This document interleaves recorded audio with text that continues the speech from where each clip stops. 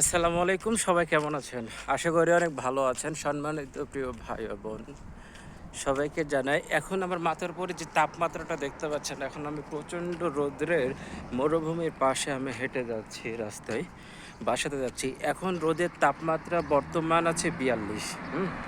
Saudi আরবে ৪২ তাপমাত্রা মানে কি বুঝতে পারতেছেন? এত পরিমাণ রোদ এবং তাপ, সুবহানাল্লাহ! আসলে বলে শেষ করতে পারবো না আপনাকে যে কতটা রোদের তাপ এখন আমি উপভোগ করতেছি।